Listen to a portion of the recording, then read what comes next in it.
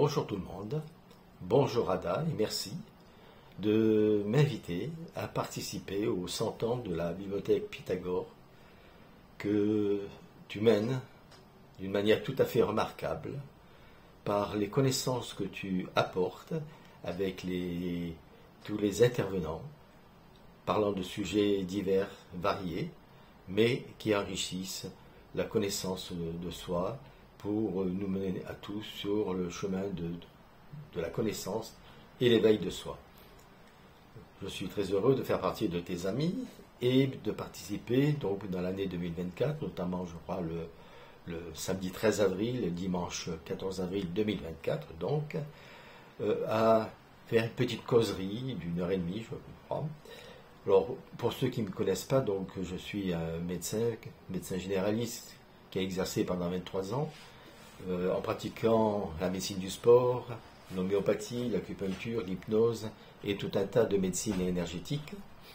Et je suis devenu, par ce fait, un peu le spécialiste du dégagement des entités.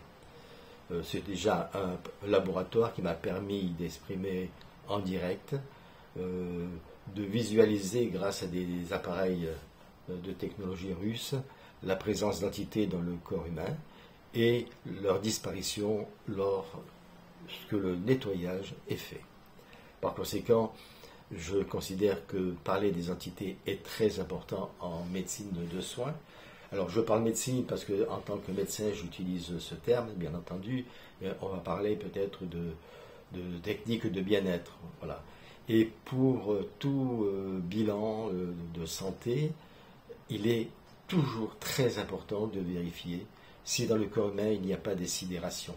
Et bien entendu, la sidération par les entités, et puis les démons, les reptiliens, enfin toutes sortes de parasites vibratoires, est très important non seulement à diagnostiquer, mais à nettoyer. Par conséquent, cette particularité concernant les entités est exprimée dans le chapitre de ce que j'appelle les sidérations qui affectent le corps humain. Les différentes sidérations, ça j'en parlerai, il y en a une liste, et il faut toujours penser à rechercher dans le corps toute sidération qui peut entraîner un mauvais fonctionnement du circuit énergétique du corps humain. Donc ça, je vous en parlerai. Et toutes ces sidérations, bien entendu, peuvent affecter ce que j'appelle l'identité. Alors l'identité, nous le verrons, nous, en tant qu'occidentaux, en quoi cela consiste. Et puis nous verrons que la médecine chinoise nous apprend que c'est surtout une difficulté à savoir faire les choix dans la vie, à prendre sa vie en main. Et il faut rechercher toutes les causes possibles d'atteinte de cette identité. Voilà. Ensuite, j'exposerai tout un tas de protocoles qu'on devrait étudier, comme la régulation hormonale, la régulation psycho-émotionnelle, d'autres techniques pour rechercher les différentes carences dans le corps.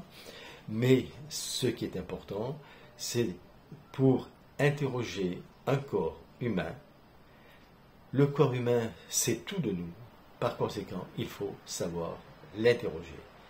Et en présentiel, on peut le faire grâce à un testing musculaire. Par conséquent, je vous parlerai de ce testing musculaire, de cette technique, et qui feront également l'objet, je pense, d'ateliers le lendemain. Car il est important de savoir bien le faire. Et que recherche-t-on? Eh bien entendu, premièrement, c'est notre vitalité générale. Et je donne pour cela une échelle de 1 à 21.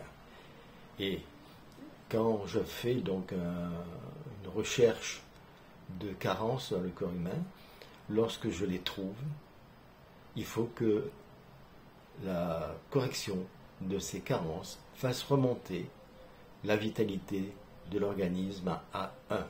Et tant qu'on n'est pas arrivé à 1, cela veut dire qu'il y a encore quelque chose à rechercher.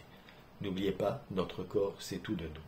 Par conséquent, il sera intéressant de savoir quelles sont les questions à poser.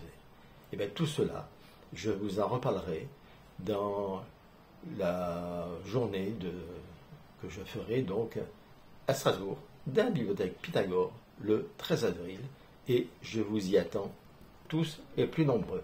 Merci de votre écoute et à très bientôt.